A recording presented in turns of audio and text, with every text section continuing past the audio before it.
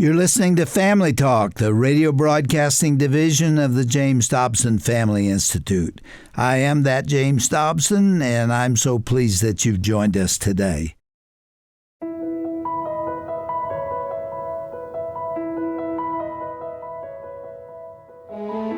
Welcome into Family Talk, the broadcast division of the Dr. James Dobson Family Institute. I'm Dr. Tim Clinton, co-host here at Family Talk. As a licensed professional counselor and marriage and family therapist, I'm honored to serve as the resident authority on mental health and relationships here at the James Dobson Family Institute. I also serve as president of the American Association of Christian Counselors. Thank you for joining in today on this edition of Family Talk. Hey, if you have grandchildren, you know that grandparenting is an experience that makes your heart happy. I'm a grandpa. Actually, I'm called Papa. And I have to tell you, it's one of the best things that's ever happened to me. It's true when they say grandparenting is the payoff of parenting. When my heart connects with the little heart of my granddaughter, Olivia, I call her Papa Girl, the power and beauty of a legacy really unfolds. She could pretty much do no wrong in her papa's eyes. And the joy doubled this summer as Julie and I welcomed our second granddaughter in July. That's right, Olivia, our granddaughter, has a little sister now named Sophia Diane. She's an absolute gift from God. What a joy. We couldn't be more happier and more proud of our daughter Megan and our son-in-law Ben. I'm getting after my son, Zach. I'm telling Zach and Evelyn it's time to pick up the ball here. Well, our guest today believes that grandparents have a unique opportunity to call our grandkids to greatness. He's one of my favorites. His name, Dr. Ken Canfield. And he has committed his life to strengthening fathers, families, and grandparents. Ken is the founder of the National Center for Fathering and the National Association for Grandparenting. He has served as a consultant to national and state and community leaders. He was given the Father of the Year Award by the National Congress for Men and Children and the Most Outstanding Alumnus Award from his alma mater, Friends University. He also received the Polish Presidential Medal of Honor. Ken is the author of numerous articles, both popular and scientific, by the way, has written 12 books, including The 7 Secrets of Effective Fathers, They Call Me Dad, The Heart of Grandparenting, which we're going to talk about today. He's been interviewed on Oprah, NBC's Today Show, ABC's World Tonight, 700 Club, numerous radio and television programs. Ken and his wife, Dr. Michelle Canfield, have 15 grandchildren, and they currently reside in Fayetteville, Arkansas. Ken believes that families can be strengthened and restored when grandparents step up and offer their wisdom, experience, and unconditional love, and that involved grandparents have a way of nurturing, teaching, and encouraging children like no one else. Ken also says that grandparenting offers a unique opportunity to build a lasting and meaningful family legacy. Grandparents, Papa, Gigi, whatever you're called, from your place in the family, you can connect hearts and build bridges between generations. And hey, here's a small piece of trivia. Did you know that last year, the top-rated, most listened program on our airwaves was Dr. Dobson and me speaking with Larry Fowler and the Legacy Coalition about the virtues of being a grandparent? You're going to want to check that one out. Search for Larry Fowler up on our website. Ken, by the way, so thrilled to have you here on Family Talk. Always a delight to get a chance to sit down with you. Thank you for joining us. Well, fellow grandparent Tim and Dr. Dobson, I just want to say we're at a stage and age where there's still life and vigor. And when we see our grandchildren, you can feel it surge inside you. Our work is not done. And I just want to say historically, Tim, AACC, yourself, teaming up with Dr. Dobson is a win-win. As I think of people who arguably have influenced the family, the Christian family, more than anyone in the last half of the 20th century, it's Dr. Dobson. Thank you for his work that you're carrying it on. And I'm eager to talk to those grandparents, especially grandmothers today, because it's time, Tim, for the lionesses of the kingdom to roar. You get a grandmother connected with the grandchildren, and they find that in some way the culture is exploiting them or things going down, they are ready to roar. So let's roar for all grandparents. I love it, Ken. Hey, Ken, you and I, let's step back in time for a moment, really connected in the world of fathering. Ken, your work with the National Center on Fathering and your writings and so much more. I remember, Ken, when you taught a simple principle to this young dad right here. It was the I can principle. You said, as dads, we need to be involved. We need to be consistent. We need to really be aware and then nurturing on how we are as dads. Ken, that got locked in my brain. I know today we're going to talk about the heart, H-E-A-R-T, of grandparenting. But Ken, I stepped back as I went through your new book, and congrats again on just doing this work. But I wanted to ask you, how did you make the shift from fathering to grandparenting? What was it? What took you down that road? Well, I had no idea. You know, when you're fathering and parenting and mothering, you're just trying to get through the day, change diapers, get kids here and there, whatever it is, discipline the kids. When grandchildren came into my life, Tim, it was like, what just happened? And I saw, because Tim, truth be told, testosterone dips with age. You know, we've been working hard, we've been pushing. And all of a sudden, I looked in the eyes of Dee, my wife, and they just came alive. I saw power in her. And it's like she became very instrumental. And like you, who's going to get emotional and weep on these little grandchildren that God's blessed you with, we become more emotive and caring. And so it's kind of like a change in role and a change in expression. And this is so rich. And it happened to me, Tim. Ken, when I saw some of the statistics, it was kind of staggering to me about how many baby boomers are becoming grandparents. Can you take us in there, Ken? And I saw this, 8 million children under the age of 18 in North America either live with or are cared for primarily by their grandparents. That is unbelievable. Yeah. Well, if you look at the data, demographers tell us that as much as 1/3 of your life, Tim, you're going to live as a grandparent.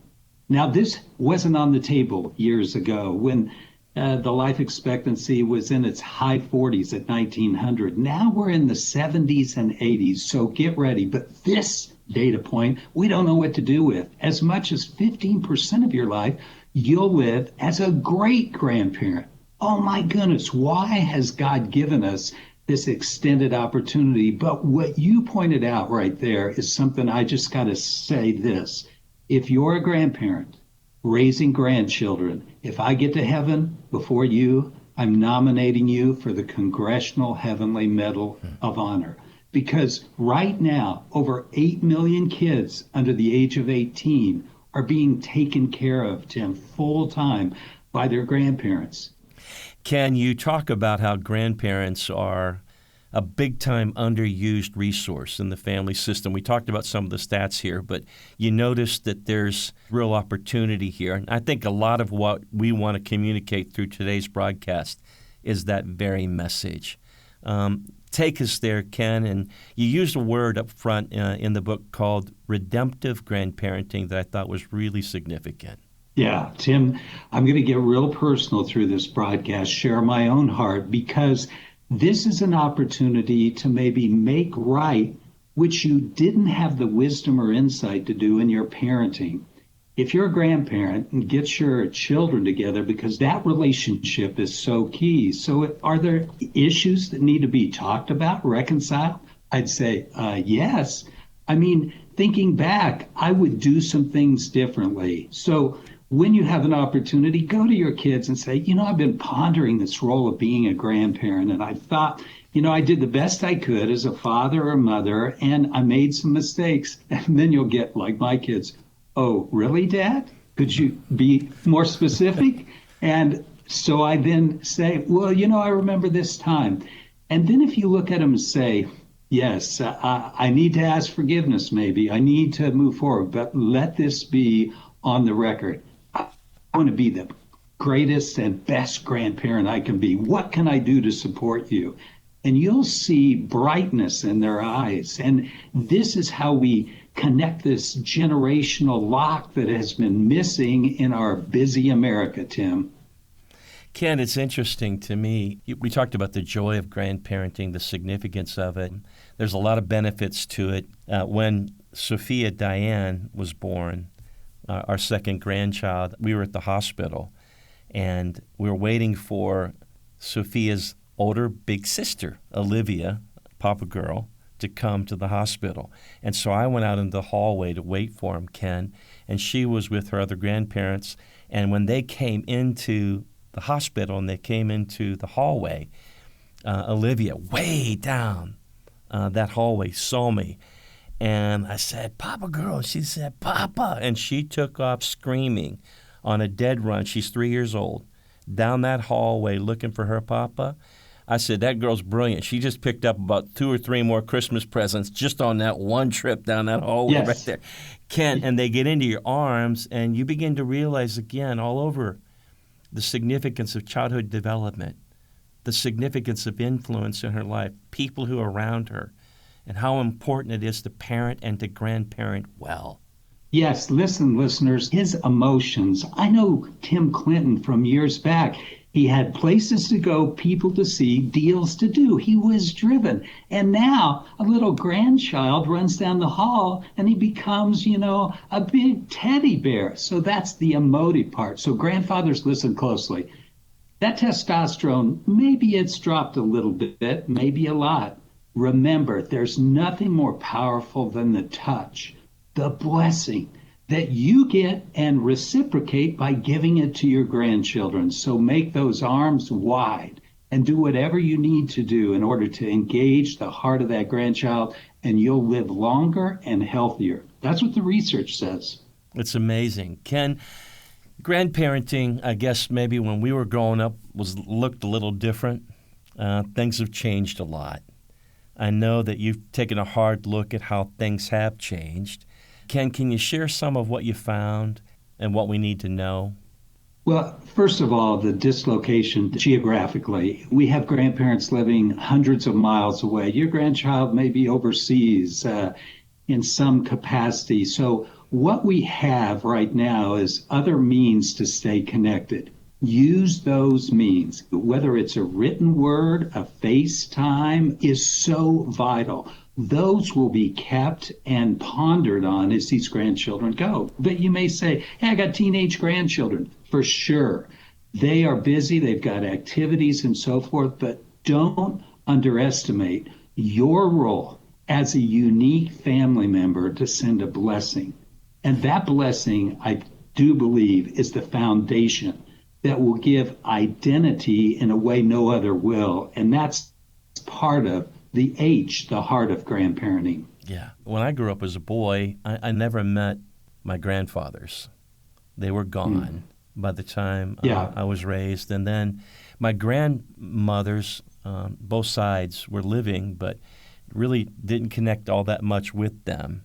I'm now learning the significance of how meaningful it is to have grandparents dote on you, maybe to be available as another listening ear, another safe place for kids to land. Can they offer that and so much more? And in a lot of ways, grandparenting has changed because a lot of grandparents are now becoming primary caregivers too, because everybody's working so hard. You got two parents working outside the home, etc. And so I know people look. Even Julie, she's a real, quote, daily help to Megan with the girls. And there's a lot of value there, but there's a lot of responsibility too, isn't there? Right. And almost a third of grandparents today, like you, had little to no contact with their grandparents. I remember reading Dr. Dobson's autobiography years ago, and I've been to his grandfather's gravesite. And he never met his grandfather, Tim. But his grandfather prayed. He was deceased, from what I understand. And though Jim didn't meet him, his grandfather prayed, and the prayer that he prayed came about through his grandson, and he never met them.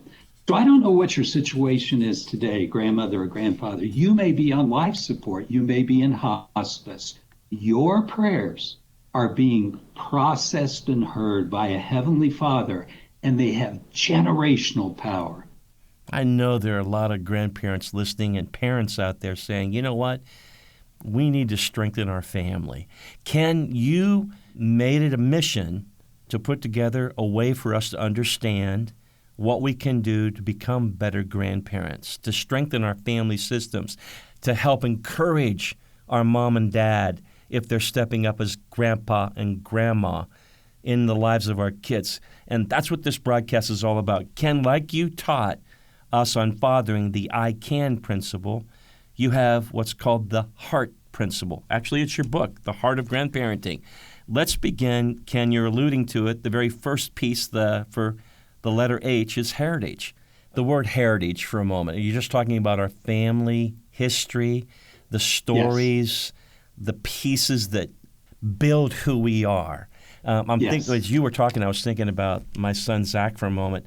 My dad was in World War II, and a gentleman who was a member of the AACC, I came to find out, was actually on that boat with my dad. And he said, Tim, I think I know your dad. And I met him at an AACC event, a conference. And I said, really? Wow. He said, yes. We served on the USS Pennsylvania together. I'm going to send you a special gift. He sends me a picture of the USS Pennsylvania. I framed this thing. I put it up on my wall. And then I remember being at the feet of my dad. And my dad would tell me what it was like to be in the South Pacific. And he had a plaque up in the upstairs of our old farmhouse that he had up there. Was his World War II plaque. And we would sit, and I couldn't believe he would talk about how those fighter planes would come in trying to blow up their ship, boom, boom, boom, boom, boom, boom, like this. He said, Tim, we were petrified. He told me about dropping a shell over the side of the boat. Ken, in this, as he and I are talking, my dad basically shared with me that freedom isn't free. He said he was so happy, by the way, to get home from the war. He kissed the ground when he got to the States, and he couldn't wait to get back to Du Bois, Pennsylvania. Ken, I'll never forget taking that story, sharing that with my son Zach, using those artifacts, and then taking Zach up to Arlington Cemetery. And we walked together through the cemetery, just the two of us, seeing the sea of white crosses and how that freedom isn't free. Those are the pieces you're talking about, right? Because that's the stuff that needs to be transmitted generationally. And we can't lose our stories, the good and the bad of it, Ken, because there are lessons in all of it. And so the place where you entertain your grandchildren, the place that they see you living is so critical that you participatively tell them those stories and bring them out, because they're not going to hear them any other place. Or if they do, they're going to hear a diluted version, maybe something that, isn't as accurate as what you just described on the Pennsylvania. That will empower. I can see future Clintonites, your grandchildren, looking up, seeing that picture and say, hey, Grandpa, someday I want to go to the Naval Academy or West Point, because we can't underestimate again how our dwelling, how our stories cast vision. Ken, I can't help but think of the Old Testament and the story of Israel. And often what happened when Israel got sideways, they forgot the stories and the faith of their fathers. Ken, it wasn't transmitted. It wasn't carried on, was it?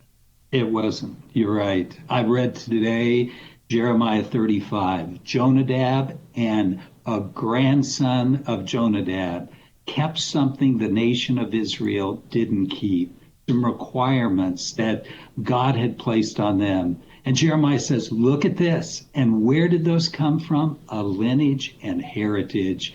And the grandson of Jonadab was acknowledged by Jeremiah as the carrier of those. Tim, we have got to resurrect that within our hearts and share it in a open, gracious way. What do you say to the grandparent who would say, hey, my kids don't seem to be that interested? How do I stay on cue here? Or how do I get this done? What's the best way for me to do this, Ken?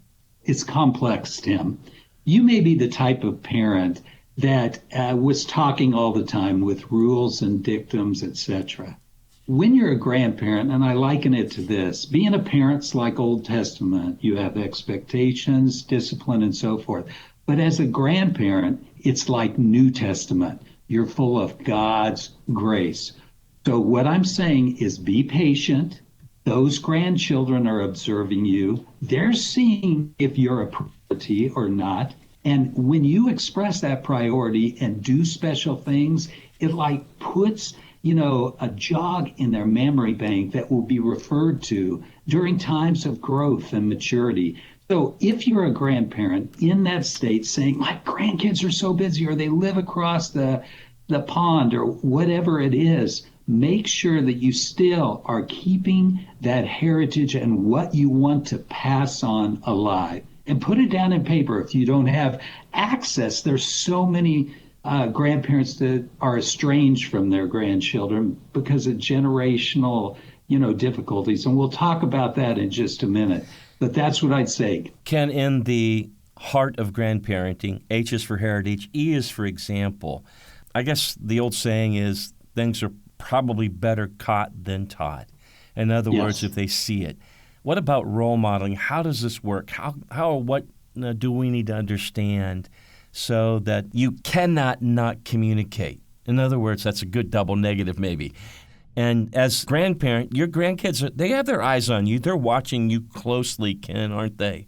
Everything. Now, Tim, I've learned that, in reading the impact of grandparents, your example penetrates, particularly in marriage. Now, personally, I've had this in a very painful way. Tim, my wife of 43 years, Dee, a gem, she passed away 3 years ago. Yeah. We moved in, Tim, with my daughter, Sarah, and her family, and 3 grandkids. And for the last year, we cared for Dee. They saw Granddad feed, care for, and do all the stuff. I didn't know I was doing hospice for about a year. But as I now ponder 3 years later, and just as we revisit the grief and agony that we went through in this prolonged sickness, those grandchildren had a part in that. And we actually lived in the lower level of their house. So, healthcare, whether you're a grandmother or grandfather, those grandchildren see how you're going to care for your mate. And that's marriage at its worst. For better, you can go on great trips and do great things. But for worse, that is something that is like gold that will be in their memory banks. Ken, it's everything. And I don't think we really understand or fully grasp how much our kids soak us in, how much they need us. And it's easy to think, we don't really matter. But Ken, grandparents really do. And by the way, they can be one of the greatest treasures to mom and dad in their journey of parenting, if we can get all this stuff right. Our special guest again has been Dr. Ken Canfield. He's the founder of the National Center for Fathering and the National Association for Grandparenting. He has a book out called The Heart of Grandparenting. You want to be sure and pick this up. 5 Keys to Being the Best Grandparent Possible. You also want to be sure and mark your calendar. September 11th is National Grandparent Day, a day we celebrate grandparents. Ken, it's again been a delight to have you. Can't wait for our conversation again tomorrow. Thank you for joining us. Me too, Tim.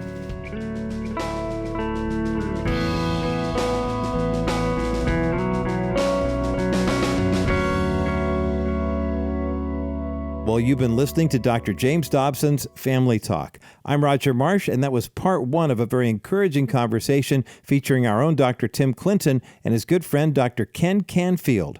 They've been discussing the quintessential virtue of grandparenting and using your best years to leave your greatest legacy. As you may know, I am a grandfather myself, and I've shared some stories about my grandkids with you before here on the broadcast. You know, one of the things I enjoy the most about being a grandparent is seeing that moment of discovery when one of the grandkids figures out they can do something on their own, or something that works, on their body, like, hey, I can pinch this between my thumb and opposing forefinger and carry it around.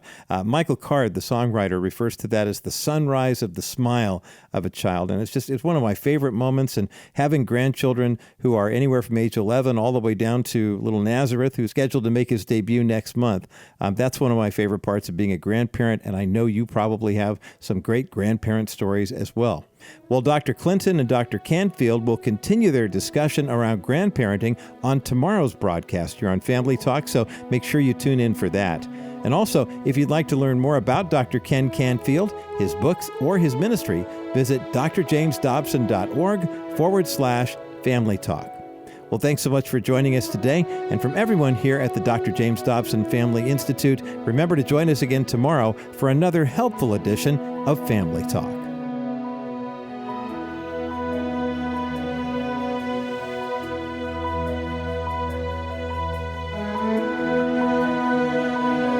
This has been a presentation of the Dr. James Dobson Family Institute.